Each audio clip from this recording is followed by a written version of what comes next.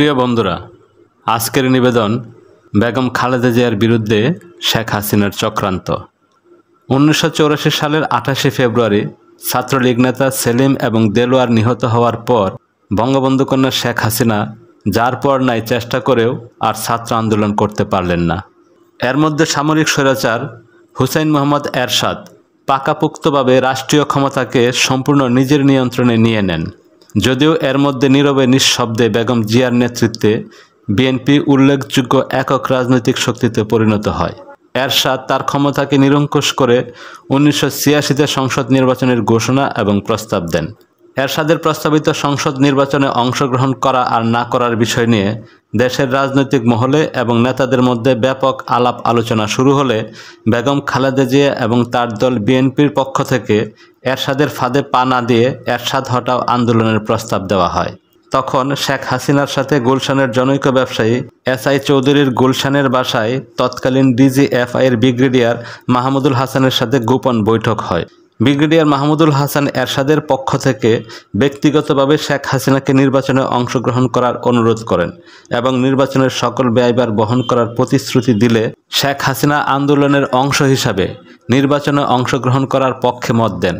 এই পরিস্থিতিতে দেশের বামপন্থী রাজনৈতিক নেতৃবৃন্দের বিশেষ করে কমিউনিস্ট পার্টির প্রয়াত সাধারণ সম্পাদক কমরেড ফরহাদের প্রচেষ্টায় বেগম খালেদা জিয়া এবং শেখ হাসিনার মতপার্থক্য এই কৌশলে কমিয়ে আনা হয় যে নির্বাচনে শুধুমাত্র দুই নেত্রী ছাড়া কেউ দাঁড়াবে না।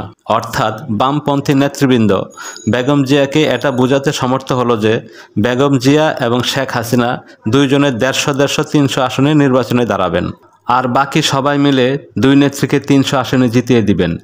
তাহলে গণতান্ত্রিকভাবে নির্বাচনের মাধ্যমে সামরিক স্বৈরাচার জেনারেল এরশাদকে ক্ষমতাচ্যুত করা যাবে এবং তাতে করে রাজনৈতিক দলসমূহের মধ্যে বিভেদ এবং অনৈক্য সৃষ্টি হবে না।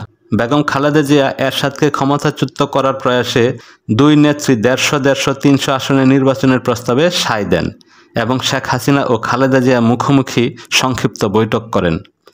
কিন্তু গুলশানের ব্যবসায়ী এসআই চৌধুরীর মাধ্যমে দুই নেত্রীর এই গোপন বৈঠকের কথা এরশাদের কানে পৌঁছে যায় এবং এরশাদ রাষ্ট্রপতির অধ্যাদেশ জারি করেন যে এক ব্যক্তি 5-এর অধিক বা বেশি আসনে নির্বাচনে দাঁড়াতে পারবে না।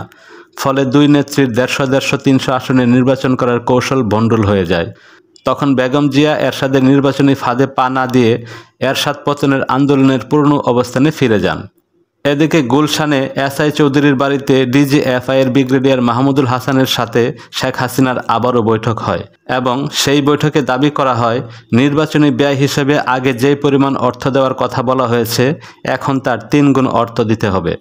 মাহমুদুল হাসান 1 ঘন্টা সময় চেয়ে চলে যান এবং বঙ্গবন্ধু কন্যা শেখ হাসিনা ধানমন্ডির 32 নম্বরে চলে আসেন। সন্ধ্যার দিকে ব্যবসায়ী এসআই চৌধুরী 2টি মাইক্রোবাস সঙ্গে নিয়ে 32 নম্বরের বঙ্গবন্ধু ভবনে এসে হাজির হয়। ব্যবসায়ী এসআই চৌধুরী এবং শেখ হাসিনার মধ্যে 1-1.5 মিনিট কথা হয়। তারপরেই হুকুম হলো তাড়াতাড়ি মাইক্রোবাস থেকে বস্তাগুলি নামিয়ে আনো। সঙ্গে সঙ্গে মাইক্রোবাস থেকে মুখ সেলাই করা 9টি বস্তা নামিয়ে বঙ্গবন্ধু ভবনের নিচতলার লাইব্রেরি আর বেডরুমের মাঝখানে যে মাস্টার বাথরুম সেই বাথরুমে রাখা হলো। এরপর শেখ হাসিনা আদেশ করলেন সাংবাদিক সম্মেলনের আয়োজন করতে এবং ডক্টর কামাল হোসেন সহ আওয়ামী লীগের কেন্দ্রীয় নেতাদের 32 নম্বরের বাড়িতে জরুরি ভিত্তিতে আসতে। অধিক রাত হওয়া সত্ত্বেও বহু সাংবাদিক এসে উপস্থিত হলো 32 নম্বরের বঙ্গবন্ধু ভবনে। শেখ হাসিনা ইতিমধ্যেই আওয়ামী লীগ নেতাদের নির্বাচনে যাওয়ার সিদ্ধান্ত জানালেন। নেতারা বললেন নির্বাচনে যাব ঠিক আছে, কিন্তু একদিন আমরা বিষয়টি নিয়ে আলোচনা করি, তারপর সিদ্ধান্ত নেই। শেখ হাসিনা বললেন আমাদের সময় নেই, তাড়াতাড়ি করতে হবে। খালেদা জিয়া এবং তার দল বিএনপিকে ল্যাং মেরে নির্বাচনে যেতে হবে, কাজেই এটা নিয়ে এত আলোচনার দরকার নেই। বাইরে সাংবাদিকরা বসে আছে, এখনই নির্বাচনে যাওয়ার ঘোষণা দিতে হবে বলেই সরাসরি সাংবাদিকদের সামনে এসে উপস্থিত হলেন এবং নির্বাচনে যাওয়ার ঘোষণা দিলেন। তারপর দিন 6 ফুট লম্বা 3 ফুট চওড়া 5 তলা একটি স্টিলের ওয়ার্ড্রোব আনা হলো এবং যেই বাথরুমে সেলাই করা বস্তাগুলি আছে সেই বাথরুমের সামনে রাখা হলো। তারপর বস্তার ভিতরে থাকা 500 টাকার নতুন বান্ডেলগুলো ওই স্টিলের ওয়ার্ড্রোবে সাজিয়ে রাখা হলো। সব টাকা ওয়ার্ড্রোবে না ধরায় বাকি টাকাগুলো অন্যত্র সরিয়ে ফেলা হলো। শুরু হলো 1986 সংসদ নির্বাচনের প্রক্রিয়া। দেশ 2 ভাগে বিভক্ত হলো। এক ভাগ শেখ হাসিনার নেতৃত্বে জেনারেল এরশাদের পাতানো নির্বাচনে জড়িয়ে পড়ল আর আরেক ভাগ বেগম খালেদা জিয়ার আহ্বানে এরশাদ পতনের এবং পাতানো নির্বাচন বর্জন ঠেকানোর চেষ্টায় রত হলো। শেখ হাসিনা সর্বশক্তি দিয়ে আওয়ামী লীগ কর্মীদের নির্বাচনে ঝাঁপিয়ে পড়ার জোরদার আহ্বান জানালেন। তিনি বললেন, এই নির্বাচনের মাধ্যমেই আওয়ামী লীগকে পুনরায় ক্ষমতায় নিতে হবে এবং সামরিক শাসক এরশাদকে বিদায় করতে হবে। শেখ হাসিনার আহ্বানে স্বতঃস্ফূর্তভাবে জনগণ এগিয়ে না এলেও আওয়ামী লীগের কর্মী এবং সমর্থকরা স্বতঃস্ফূর্তভাবে এগিয়ে এলেন। আওয়ামী লীগের কর্মী এবং সমর্থকরা সারা দেশে একটা নির্বাচনী পরিবেশ সৃষ্টি করে তুলল।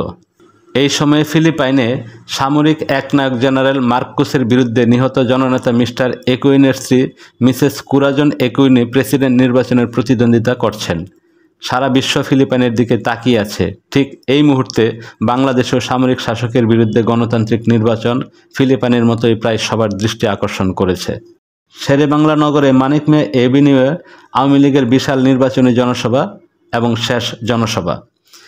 এর মাত্র 2 দিন আগে ফিলিপাইনে নির্বাচন হয়ে গেছে।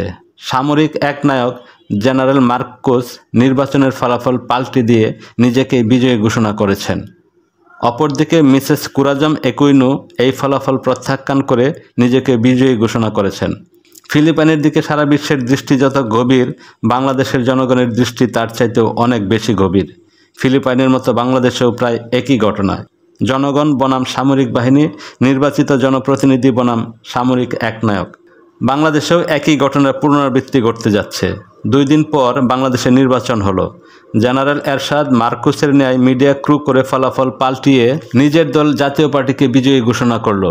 অপরদিকে শেখ হাসিনা এই ফলাফল প্রত্যাখ্যান করে ফিলিপাইনের মিসেস কুরাজম একুইনোর মতো নিজেকে বিজয়ী ঘোষণা করলেন। জেনারেল এরশাদ পার্লামেন্ট অধিবেশন ডাকলেন। শেখ হাসিনাও পাল্টা পার্লামেন্ট অধিবেশন ডাকলেন। জেনারেল এরশাদের পার্লামেন্ট অধিবেশন শুরু হলো পার্লামেন্ট হাউসে, আর শেখ হাসিনার পার্লামেন্ট অধিবেশন শুরু হলো পার্লামেন্টের সিঁড়িতে। এইভাবে কিছুদিন চলতে থাকলো। একদিন সন্ধ্যার পর গুলশানের ব্যবসায়ী এসআই চৌধুরী ধানমন্ডির 32 নম্বরে বঙ্গবন্ধু ভবনে 3টে মাইক্রোবাস নিয়ে হাজির হলেন। আগের থেকে অপেক্ষায় থাকা শেখ হাসিনা দৌড়ে এলেন এবং এসআই চৌধুরীকে নিয়ে বঙ্গবন্ধু ভবনের লাইব্রেরিতে রেখে সঙ্গে সঙ্গে তিনি বেরিয়ে এসে মাইক্রোবাস থেকে দ্রুত ছালার বস্তাগুলো আগের জায়গায় নামিয়ে রাখতে বললেন। যথারীতি বস্তাগুলো নামিয়ে আগের জায়গায় রাখা হলো। নেত্রী মাইক্রোবাসের সাথে আসা সাদা পোশাকের অস্ত্রধারী ব্যক্তিদের চা খাওয়ানোর কথা বললে এসআই চৌধুরী আপত্তি করেন এবং এখনই চলে যাওয়ার কথা বলে তখনই বিদায় নিলেন। নেত্রী তাকে মাইক্রোবাসে তুলে দিয়ে ফিরে এলেন। অনুমান করা গেল নির্বাচনে যাওয়ার আগে 9-10 বস্তায় 10 কোটি টাকা ছিল, আর এখন 13 বস্তায় 15 কোটি টাকা। বাংলাদেশের জনগণের আশা ছিল শেখ হাসিনা ফিলিপাইনের মিসেস কুরাজম একুইনোর মতো আপোষহীন থাকবেন। জনগণের রাস্তায় বেরিয়ে আসার আহ্বান জানাবেন, জনগণ রাস্তায় বেরিয়ে আসবে, সামরিক একনায়ক এরশাদের বিরুদ্ধে আন্দোলন করবে। এরশাদ জনগণের বিপক্ষে সেনাবাহিনী এবং ট্যাঙ্ক নামাবে। জনতার প্রতিরোধের মুখে সেনাবাহিনী এবং ট্যাঙ্ক অকার্যকর হবে। সামরিক স্বৈরাচার এরশাদ দেশ থেকে পালিয়ে যাবে। কিন্তু না, বঙ্গবন্ধু কন্যা শেখ হাসিনা জনতার আশা আকাঙ্ক্ষা জলাঞ্জলি দিয়ে নীরবে নিঃশব্দে এরশাদের পার্লামেন্টের বিরোধী দলীয় নেত্রী হলেন। এরশাদের পার্লামেন্টের বিরোধী দলীয় নেত্রী শেখ হাসিনা তার নিশান পেট্রোল জিপের এক পাশে জাতীয় পতাকা এবং অন্য পাশে দলীয় পতাকা লাগিয়ে তার নিজ জন্মভূমি এবং পিত্রালয় টুঙ্গিপাড়ায় এলেন। পরদিন সকালবেলায় গ্রামের এক জুনিয়র হাই স্কুলের শিক্ষকরা তাদের স্কুল পরিদর্শনের জন্য শেখ হাসিনাকে আমন্ত্রণ জানালে তিনি আমন্ত্রণ গ্রহণ করেন। বিকালে দলীয় নেত্রী শেখ হাসিনা স্কুল পরিদর্শনে যান। গ্রামের পথ, মাটির পথ, সেই পথে বঙ্গবন্ধু কন্যা শেখ হাসিনা যাচ্ছেন। মাইলখানেক যাওয়ার পর দেখা গেল সেই স্কুল। একটি বড় মাঠ, তার 3 দিকে 3টি লম্বা টিনের ঘর। 3টি ঘরের 2টিরই অর্ধেকের বেশি ভেঙে পড়েছে। একটি ঘর ভালো আছে। এই ভালো ঘরটি বেশি দিন হয় নাই তৈরি হয়েছে, আর ভাঙা 2টি ঘর জরাজীর্ণ হয়ে ভেঙে পড়েছে। কেউ নেই তা দেখার, তা বোঝাই যাচ্ছে। দূরে দেখা যাচ্ছে এবং শোনা যাচ্ছে স্কুলের মাঠে প্রায় 500-700 শিশু কিশোর এবং বালক লাইন ধরে দাঁড়িয়ে আছে এবং স্লোগান দিচ্ছে, জয় শেখ হাসিনা, জয় বঙ্গবন্ধু। বলতে গেলে এদের কারোর গায়ে জামা নেই। মাঝে মাঝে কেউ কেউ আছে সম্পূর্ণ বিবস্ত্র, অর্থাৎ গায়ে জামা তো নেই, পরনের প্যান্টও নেই। সম্পূর্ণ উলঙ্গ হয়ে লাইনে দাঁড়িয়ে আছে আর তীব্র কণ্ঠে স্লোগান দিয়ে যাচ্ছে, জয় শেখ হাসিনা, জয় বঙ্গবন্ধু। মনে হলো আমাদের মাঝে তো বঙ্গবন্ধু কন্যা এরশাদের বিরোধী দলীয় নেত্রী শেখ হাসিনা আছেন। দেখি তিনি কি বলেন। মাঠের এক কোণায় একটি জীর্ণ টেবিল, একটি চেয়ার আর একটি মাইক লাগানো আছে। বিরোধী দলীয় নেত্রী ধীরে ধীরে এই টেবিলের সামনে এলেন, কিন্তু চেয়ারে বসলেন না। সরাসরি মাইকে বক্তব্য শুরু করলেন। তিনি বাঙ্গা বিধ্বস্ত শিক্ষালয়ের কথা বললেন না বালকদের বস্ত্রহীনতার কথা, বললেন না ভবিষ্যতের অন্য সংস্থানের কথা, অন্ন, বস্ত্র, শিক্ষা এসব তিনি কিছুই বললেন না। তিনি বললেন, এত বড় মাঠ, এত বড় মাঠের কথা শহরের ছেলেরা তো চিন্তাই করতে পারে না। মাঠ ভরে গাছ লাগিয়ে দিবেন, অনেক গাছ লাগাবেন। নেত্রীর সফর সঙ্গীদের মধ্য থেকে একজন বললেন, পেয়ারা গাছ লাগাবেন, ছেলেরা খেতে পারবে। সঙ্গে সঙ্গে শেখ হাসিনাও বললেন, হ্যাঁ হ্যাঁ, পেয়ারা গাছ লাগাবেন, এই ছেলেরাই খেতে পারবে। তারপর নেত্রী ফিরে এলেন তার নিজের বাড়িতে। সামরিক একনায়ক জেনারেল এরশাদ একাধারে রাষ্ট্রপ্রধান ও সরকার প্রধান। শেখ হাসিনা এরশাদের রাবার স্ট্যাম্প বিরোধী দলীয় নেত্রী। অন্যদিকে গৃহবধূ বেগম খালেদা জিয়া আপোষহীন মনোভাব নিয়ে তার সংগঠন বিএনপিকে শক্ত ভিতের উপর দাঁড় করিয়ে একক আন্দোলনের চেষ্টায় রত। জনগণের কাছে ধীরে ধীরে বেগম খালেদা জিয়া আপোষহীন নেত্রী হিসেবে ঠাঁই পেতে শুরু করেছেন এবং মাঝে মাঝে আন্দোলনের কর্মসূচি দেওয়াও শুরু করেছেন। বেগম জিয়ার আন্দোলনের কর্মসূচির সঙ্গে তাল মিলিয়ে শেখ হাসিনাও কৌশলে কর্মসূচি দিয়ে যাচ্ছেন। স্বৈরাচার এরশাদের সঙ্গে বঙ্গবন্ধু কন্যা শেখ হাসিনাকে রেখে বেগম খালেদা জিয়া এককভাবে আন্দোলন করলেও কাঙ্ক্ষিত ফল আসবে না ভেবে মোটরসাইকেল আরোহী আন্দোলনের আন্তরিকতার বিষয়ে প্রশ্ন করলে শেখ হাসিনা বলেন, আমি শেখ হাসিনা আছি ম্যাডাম, অর্থাৎ খালেদা জিয়ার পিছনে।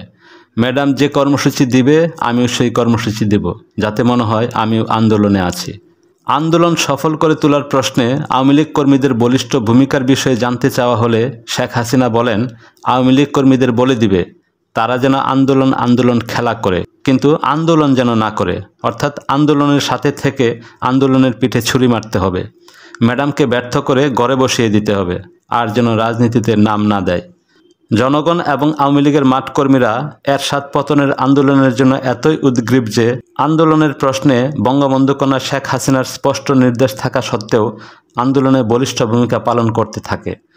যখন আওয়ামী লীগ কর্মীদের কাছে জননেত্রী শেখ হাসিনার আন্দোলন না করার গোপন নির্দেশ পৌঁছানো হলো, তখন আওয়ামী লীগ কর্মীরা সভানেত্রী শেখ হাসিনার মুখ থেকে সরাসরি এই নির্দেশ শুনতে চাইল। কিন্তু শেখ হাসিনার পক্ষে সরাসরি এই নির্দেশ দেওয়া সম্ভব হলো না। ফলে আন্দোলনের নেতৃত্ব দিতে থাকলেন বেগম খালেদা জিয়া, আর জীবন দিতে থাকলো নূর হোসেন সহ আওয়ামী লীগ কর্মীরা। 1987 সালের 10ই নভেম্বর ঢাকায় আওয়ামী যুবলীগ কর্মী নূর হোসেন বুকে স্বৈরাচার নিপাত যাক আর পিঠে গণতন্ত্র মুক্তি পাক লিখে বিক্ষোভ করার সময় পুলিশের গুলিতে নিহত হলে দেশ বিদেশি, বিশেষ করে বহির্বিশ্বের প্রচার মাধ্যমে তা ফলাও করে প্রচার করে। ফলে সামরিক একনায়ক জেনারেল এইচ.এম. এরশাদ খুব অসন্তুষ্ট ও রাগান্বিত হন। আওয়ামী লীগ কর্মীদের আন্দোলনে বলিষ্ঠ ভূমিকা থাকায় এরশাদ মনে করেন, অর্থাৎ ভুল বুঝেন, যে শেখ হাসিনা তলে তলে কর্মীদের এরশাদের বিরুদ্ধে লেলিয়ে দিচ্ছেন। এরশাদ এই বলে মন্তব্য করেন যে আমার খাবে, আমার পড়বে, আবার আমার সাথেই গাদ্দারি। শেখ হাসিনা গাদ্দারি করবে, আমার সাথে বেইমানি করবে, নাফরমানি করবে। এরশাদ শেখ হাসিনাকে বিরোধী দলীয় নেত্রী বানিয়ে মর্যাদা দিয়েছে, মন্ত্রীর চাইতেও বেশি সুযোগ সুবিধা দিচ্ছে, দেশ চালানো থেকে শুরু করে সব কিছুতেই ভাগাভাগি করেছে। তলে তলে আমার সাথে গাদ্দারি, নাফরমানি। আমি এরশাদ শেখ হাসিনাকে আর কোনো ভাগ দিব না, বিরোধী দলের নেত্রীও রাখব না। বিরোধী দলীয় নেত্রী শেখ হাসিনা ব্যবসায়ী এস.আই. চৌধুরী এবং ডিজিএফআই-এর মাহমুদুল হাসানের মাধ্যমে এরশাদকে বোঝানোর চেষ্টা করলেন যে এই আন্দোলনে তার কোনো ইচ্ছা নেই এবং আন্দোলনের নামে আন্দোলনের সাথে সম্পৃক্ত থেকে পিছন থেকে ছুরি মেরে আন্দোলনকে বুন্ডল করে দেওয়াই ছিল তার প্রকৃত উদ্দেশ্য। কিন্তু এরশাদ নাছুর বান্দা, তার এক কথা, আন্দোলনের নামে পিছন থেকে ছুরি মারতে হবে না, আন্দোলনের বিরুদ্ধে আমাকে প্রকাশ্যে সমর্থন দিতে হবে, নইলে আমি শেখ হাসিনাকে বিরোধী দলীয় নেত্রী রাখব না। বিরোধী দলীয় নেত্রী থাকতে হলে এবং মন্ত্রীর মর্যাদা সহ অন্যান্য সকল প্রকার সুযোগ সুবিধা পেতে হলে তাকে কোনো প্রকার রাগডাক না করে ঢালাওভাবে সমর্থন করতে হবে। বন্ধুরা, এই ছিল আজকের পর্ব। আগামী পর্ব পেতে চাইলে প্লিজ চ্যানেলটি সাবস্ক্রাইব করে আমাদের সাথেই থাকুন। ধন্যবাদ।